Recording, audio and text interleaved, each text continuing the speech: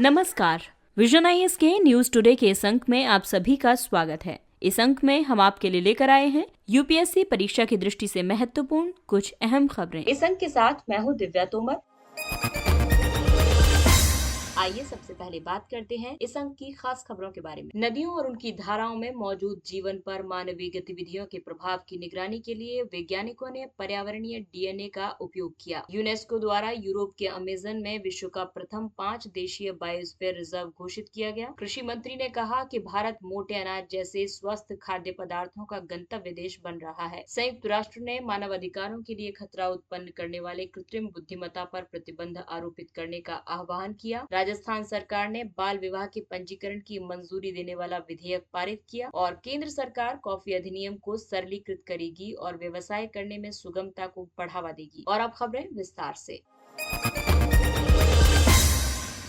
नदियों और उनकी धाराओं में मौजूद जीवन पर मानवीय गतिविधियों के प्रभाव की निगरानी करने के लिए वैज्ञानिकों ने पर्यावरणीय डीएनए यानी ईडीएनए का उपयोग किया है। पारिस्थितिकी में शोधकर्ता एक नई विधि का परीक्षण कर रहे हैं जो कि नदियों में मौजूद प्रजातियों की गणना करने और उन्हें सूचीबद्ध करने के लिए ईडीएनए का उपयोग करके जैव निगरानी का व्यापक रूप से विस्तार कर सकती है। जैव निगरानी यानी बायो मॉनिटरिंग, ये जैव निगरानी टर्म जो है ये इम्पोर्टेंट है, इसको आप पीटी के लिहाज से इम्पोर्टेंट माने। बायो मॉनिटरिंग का मतलब है कि पारिस्थितिकी तंत्र, जैव विविधता और प्राकृतिक परिदृश्य के घटक में जारी परिवर्तन और उसकी स्थिति का आकलन और अवलोकन किया जाए। इसमें प्राकृतिक आवास, आबादी और प्रजातियों के प्रकार शामिल हैं। स्थायी कार्बनिक प्रदूषकों सहित रसायनों के व्यावसायिक एवं पर्यावरणीय जोखिम का अध्ययन करने के लिए जैव निगरानी एक अनिवार्य उपकरण बन गया है। बायो मॉनिटरिंग में ईडीएनए को पर्यावरणीय नमूनों से अलग किया जाता है। ये जीनोमिक डीएनए के विपरीत होता है जो कि सीधे नमूनों से निष्कर्षित किया जाता है। ये जीवों की त्वचा, मल आदि के माध्यम से जलीय या स्थलीय वातावरण में प्रवाहित कोशिकीय सामग्री से उत्पन्न होता है। इसे नई आणविक पद्धतियों का उपयोग करके अलग करने के बाद निगरानी की जा सकती है। दरअसल ईडीएनए के कई लाभ हैं। ईडीएनए को एकत्र करना आसान है। जल का 4 औंस का नमूना या सैंपल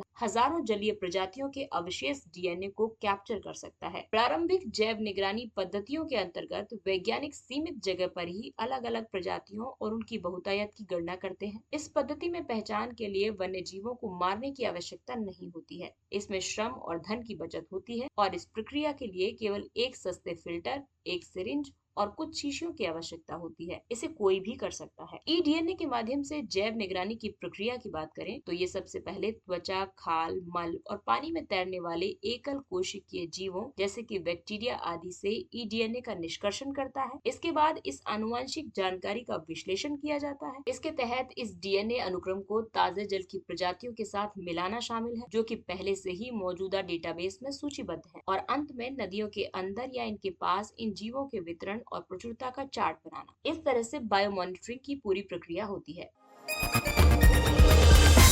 अगली खबर पारिस्थितिकी एवं पर्यावरण से। यूनेस्को ने यूरोप के अमेजन में विश्व का प्रथम 5 देशीय बायोस्फीयर रिजर्व घोषित किया। ये बायोस्फीयर रिजर्व मुरा, द्रवा और डेन्यूब नदियों के 700 किलोमीटर के अपवाह क्षेत्र और ऑस्ट्रिया, स्लोवेनिया, क्रोएशिया, हंगरी और सर्बिया के कुछ भागों में विस्तृत है। ये रिजर्व बाढ़कृत मैदानों वाले वनों, बजरी और रेत के तटों, नदी द्वीपों, गोखुर झीलों और घास भूमियों से युक्त है। ये यूरोप के अंदरूनी भागों में व्हाइट टेल्ड ईगल के साथ साथ अन्य एंडेंजर्ड प्रजातियों जैसे कि लिटिल टर्न, ब्लैक स्टॉक, ऊदबिलाव, बीवर और स्टर्जन के प्रजनन के लिए उच्चतम घनत्व वाला पर्यावास क्षेत्र है। ये बायोस्फीयर रिजर्व स्थलीय और तटीय पारिस्थितिक तंत्र से युक्त एक क्षेत्र है। ये जैव विविधता के संरक्षण और इसके सतत उपयोग के साथ सामंजस्य स्थापित करने के लिए समाधान को प्रोत्साहित करता है। ये बायोस्फीयर रिजर्व स्थानीय समुदायों तथा सभी इच्छुक हितधारकों को इसके योजना एवं प्रबंधन में शामिल करता है। ये 3 मुख्य कार्यों को एकीकृत करता है जिसमें शामिल है जैव विविधता और सांस्कृतिक विविधता का संरक्षण करना, आर्थिक विकास जो सामाजिक, सांस्कृतिक और पर्यावरणीय रूप से संधारणीय हो, और लॉजिस्टिक समर्थन, अनुसंधान, निगरानी,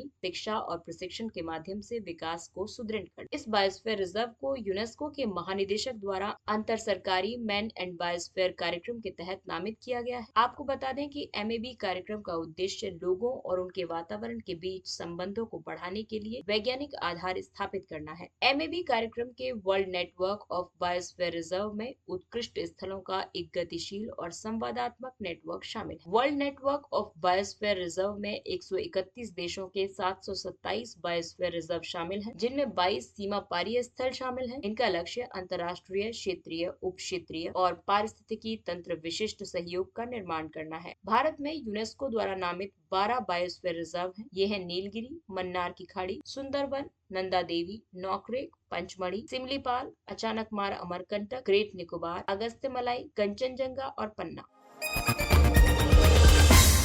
अगली खबर कृषि एवं संबद्ध क्षेत्र से। कृषि मंत्री ने कहा कि भारत मोटे अनाज जैसे स्वस्थ खाद्य पदार्थों का गंतव्य देश बन रहा है। G20 देशों के कृषि मंत्रियों की बैठक में भारत सरकार ने लोगों के आहार में मोटे अनाज, अन्य पौष्टिक अनाज, फल एवं सब्जियां, मछली, डेयरी और जैविक उत्पादों सहित पारंपरिक खाद्य पदार्थों को दोबारा शामिल करने पर बल दिया है। मोटे अनाज को अक्सर सुपर फूड और पोषक अनाज के रूप में जाना जाता है। भारत में मोटे अनाज की वर्तमान में उगाई जाने वाली 3 प्रमुख फसलें हैं: ज्वार, बाजरा और रागी। भारत में जैव आनुवंशिक रूप से विविध और स्वदेशी किस्मों वाली फसलें भी उगाई जाती हैं, जिनमें कोदो, कुटकी, चीना और सावा जैसे स्मॉल मिलेट शामिल हैं। इसके प्रमुख उत्पादक राज्य हैं राजस्थान, आंध्र प्रदेश, तेलंगाना, कर्नाटक, तमिलनाडु, महाराष्ट्र, गुजरात और हरियाणा। भारत में मोटे अनाज के उत्पादन में कई समस्याएं भी हैं, जैसे कि ये आमतौर पर लघु और गरीब किसानों द्वारा सूखे, कम उपजाऊ, पर्वतीय और वर्षा सिंचित क्षेत्रों में उगाए जाते हैं। इस संबंध में कई उपाय भी किए गए हैं, जैसे उपज को एक नियमित बाजार उपलब्ध कराने के लिए मोटे अनाज को सार्वजनिक वितरण प्रणाली में शामिल किया गया है। खाद्य एवं कृषि संगठन FAO ने पोषणीय और सतत कृषि के प्रोत्साहन के लिए वर्ष 2023 को मोटे अनाज का अंतर्राष्ट्रीय वर्ष घोषित करने के भारत के प्रस्ताव का समर्थन किया है। आपको बता दें कि भारत में वर्ष 2018 को मोटे अनाज का राष्ट्रीय वर्ष घोषित किया गया था। इसके अलावा पोषक अनाजों के न्यूनतम समर्थन मूल्य में बढ़ोतरी की गई है। मोटा अनाज सतत कृषि और स्वस्थ विश्व के लिए एक बेहतर राह है, क्योंकि यदि इसे खाद्य संकट की दृष्टि से देखें तो ये परिवर्तनशील वैश्विक जलवायु परिदृश्य से निपटने के लिए संधारणीय खाद्य स्रोत प्रदान करता है। मोटे अनाज जलवायु जनित दबाव को झेलने में सक्षम होते हैं। इसके अलावा कीटों और रोगों से सुरक्षित होते हैं। पोषण सुरक्षा की दृष्टि से मोटे अनाज कैल्शियम, आयरन, जिंक, आयोडीन आदि जैसे सूक्ष्म पोषक तत्वों से युक्त होते हैं। ये बायो एक्टिव यौगिकों से युक्त होते हैं। मोटे अनाजों में अमीनो अम्ल की उपयुक्त मात्रा होती है। इसके अलावा ये रोगों से काफी सुरक्षा प्रदान करते हैं। ये ग्लूटेन मुक्त आहार, सिलिएक रोग में गेहूं का विकल्प हो सकते हैं। इसके अलावा इनका निम्न ग्लाइसेमिक इंडेक्स होता है और इसी लो GI की वजह से ये मधुमेह के व्यक्तियों के लिए एक अच्छा भोजन माना जाता है। इसके अलावा हृदय रोग, एनीमिया, कैल्शियम की कमी आदि से निपटने में मदद कर सकता है। वहीं आर्थिक सुरक्षा की बात करें तो ये जलवायु अनुकूल फसल है, किसानों के लिए सतत आय का एक स्रोत है। इसमें उत्पादन के लिए कम निवेश की आवश्यकता होती है और मूल्यवर्धन से आर्थिक लाभ हो सकता है। अगली खबर महिला एवं बाल अधिकारों से संबंधित है। राजस्थान सरकार ने बाल विवाह के पंजीकरण की अनुमति देने वाले विधेयक को पारित कर दिया है। राजस्थान सरकार ने राजस्थान विवाहों का अनिवार्य रजिस्ट्रीकरण अधिनियम 2009 में संशोधन करने के लिए एक विधेयक पारित किया है। ये विधेयक बाल विवाह सहित सभी विवाहों के अनिवार्य पंजीकरण का प्रावधान करता है। इससे पहले उच्चतम न्यायालय ने सीमा बनाम अश्विनी कुमार वाद 2006 में निर्देश दिया था कि सभी प्रकार के विवाहों का पंजीकरण अनिवार्य किया जाना चाहिए। इस विधेयक की मुख्य विशेषताएं ये हैं, ये दोनों पक्ष ऐसे विवाह के पंजीकरण के लिए उस स्थान के विवाह पंजीकरण अधिकारी के समक्ष आवेदन कर सकते हैं जहां वे पिछले 30 दिनों से ज्यादा समय से रह रहे हैं। दूल्हे और दुल्हन के बीच विवाह, यदि दूल्हे ने 21 वर्ष और दुल्हन ने 18 वर्ष की आयु पूरी नहीं की है तो इस विवाह को 30 दिनों के भीतर माता पिता या अभिभावकों द्वारा पंजीकृत कराया जा सकता है। जिला विवाह पंजीकरण अधिकारी के साथ साथ अतिरिक्त जिला विवाह पंजीकरण अधिकारी और प्रखंड विवाह पंजीकरण अधिकारी के स्तर पर भी रजिस्ट्रीकरण कराया जा सकता है। आपको बता दें कि भारत में बाल विवाह प्रतिषेध अधिनियम 2006 के अंतर्गत बाल विवाह निषिद्ध है। हालांकि यहाँ राजस्थान सरकार का तर्क ये है कि विधेयक का अर्थ ये नहीं है कि बाल विवाह वैध है, बल्कि उनका केवल पंजीकरण आवश्यक है। जिला कलेक्टर चाहें तो बाल विवाह के विरुद्ध कार्रवाई कर सकते हैं। अगली खबर मानव अधिकारों से संबंधित है। संयुक्त राष्ट्र ने मानव अधिकारों के लिए खतरा उत्पन्न करने वाले कृत्रिम बुद्धिमत्ता पर प्रतिबंध आरोपित करने का आह्वान किया है। संयुक्त राष्ट्र डिजिटल मानवाधिकार कार्यालय ने डिजिटल युग में निजता का अधिकार नामक शीर्षक से एक रिपोर्ट प्रकाशित की है। इस रिपोर्ट में ये विश्लेषण किया गया है कि आर्टिफिशियल इंटेलिजेंस लोगों की निजता और अन्य अधिकारों को कैसे प्रभावित करता है। इस रिपोर्ट में कहा गया है कि राष्ट्र और व्यवसाय सामान्यतः एआई अनुप्रयोगों को शामिल करने के लिए अत्यधिक इच्छुक होते हैं, लेकिन वे सम्यक प्रक्रिया का पालन करने में विफल होते हैं। आर्टिफिशियल इंटेलिजेंस प्रणाली के बारे में सूचना देने और उसका मार्गदर्शन करने के लिए उपयोग किए जाने वाला डेटा दोषपूर्ण, भेदभावपूर्ण, पुराना या अप्रासंगिक हो सकता है। अस्पष्ट निर्णय से लोगों की अभिव्यक्ति की स्वतंत्रता और राज्य की जवाबदेही में कमी आ रही। डेटा का दीर्घकालिक भंडारण भी विशेष जोखिम सृजित करता है, क्योंकि भविष्य में डेटा का ऐसे माध्यमों से दुरुपयोग किया जा सकता है जो कि अभी तक ज्ञात नहीं है। हालांकि इस रिपोर्ट में कई अनुशंसाएं भी की गई हैं, जैसे कि मानव व्यवहार के पैटर्न में घुसपैठ करने सहित एआई टूल्स द्वारा अनुमानों, भविष्यवाणियों और निगरानी के संबंध में गंभीर प्रश्न उठाए जाने चाहिए। अंतर्राष्ट्रीय मानवाधिकार कानून के अनुपालन में उपयोग नहीं किए जा सकने वाले एआई अनुप्रयोगों पर प्रतिबंध आरोपित किया जाना चाहिए। उल्लेखनीय है कि आर्टिफिशियल इंटेलिजेंस उन प्रणालियों या मशीनों को संदर्भित करता है जो कार्यों को पूरा करने में मानव बुद्धि की नकल करते हैं। साथ ही आर्टिफिशियल इंटेलिजेंस अनुप्रयोग अपने द्वारा एकत्र की गई जानकारी के आधार पर स्वयं में सुधार कर सकते हैं, यानी इसमें ऑटो करेक्ट की सुविधा होती है। इसमें मशीन लर्निंग जैसी प्रौद्योगिकियां शामिल हैं। ये कंप्यूटर को निर्णय लेने में सक्षम बनाता है। ये मनुष्यों द्वारा किए जाने वाले विशिष्ट कार्यों को पूरक या प्रतिस्थापित करने के लिए एक समाधान उपलब्ध कराता है। केंद्र सरकार कॉफी अधिनियम को सरलीकृत करेगी और व्यवसाय करने में सुगमता को बढ़ावा देगी। वाणिज्य और उद्योग मंत्री ने कॉफी उत्पादकों, रोस्टरों, निर्यातकों और अन्य हितधारकों के साथ विस्तृत चर्चा की है। इस चर्चा में कॉफी उद्योग की कई समस्याएं सामने आई हैं, जैसे कि वर्तमान कॉफी अधिनियम वर्ष 1942 में अधिनियमित किया गया था। इस अधिनियम में कई ऐसे प्रावधान हैं जो अनावश्यक हैं। साथ ही वे कॉफी व्यापार में अवरोध उत्पन्न करते हैं। कॉफी व्हाइट स्टेम बोरर, जिसका वैज्ञानिक नाम जाइलोट्रिचस क्वाड्रिप्स है, ये अरेबिका कॉफी पौधों के लिए एक गंभीर कीट है। इसके कारण भारत के सभी कॉफी उत्पादक क्षेत्रों में उपज की क्षति होती है। इसकी वजह से अंतर्राष्ट्रीय माल भाड़ा दरों में वृद्धि की वजह से कई गंतव्यों के लिए भारतीय कृषि निर्यात अप्रतिस्पर्धी हो गया है। भारत में कॉफी की कृषि की स्थिति की बात करें तो ये विश्व के 80 कॉफी उत्पादक देशों में से छठे स्थान पर है। यहाँ रोबस्टा और अरेबिका कॉफी की कुछ उत्तम किस्मों का भी उत्पादन किया जाता है। भारत की लगभग 70% कॉफी का निर्यात व्यापक पैमाने पर यूरोपीय और एशियाई बाजारों में किया जाता है। भारत में कॉफी पारंपरिक रूप से दक्षिण भारत में पश्चिमी घाट के वर्षावनों में उगाई जाती है, जिसमें चिकमंगलूर, कोडागू यानी कुर्ग, वायनाड, शेवराय हिल्स और नीलगिरी शामिल है। कॉफी के पौधे को उष्ण और आर्द्र जलवायु यानी 15 से 28 डिग्री सेल्सियस के बीच तापमान और 150 से 250 सेंटीमीटर वर्षा की जरूरत होती है। आइए अब बात करते हैं कुछ अन्य महत्वपूर्ण सुर्खियों के बारे में। सामान्य सेवा केंद्र में राशन कार्ड से संबंधित सेवाएं CSC। हाल ही में उपभोक्ता मामले, खाद्य और सार्वजनिक वितरण मंत्रालय ने अर्ध शहरी और ग्रामीण क्षेत्रों में राशन वितरण को सुव्यवस्थित करने और सार्वजनिक वितरण प्रणाली को सुदृढ़ करने के लिए common service centre e-governance services India limited के साथ समझौता किया है। इसकी वजह से राशन कार्ड से संबंधित सेवाएं जैसे कि नए कार्ड के लिए आवेदन करना, विवरण अपडेट करना और आधार कार्ड से जोड़ना अब कॉमन सर्विस सेंटर्स पर उपलब्ध होगी। इलेक्ट्रॉनिकी और सूचना प्रौद्योगिकी मंत्रालय के CSC कार्यक्रम के अंतर्गत स्थापित सामान्य सेवा केंद्र गांव में स्वास्थ्य देखभाल, सामाजिक कल्याण योजनाओं आदि जैसी विभिन्न इलेक्ट्रॉनिक सेवाओं के वितरण के लिए पहुंच बिंदु है।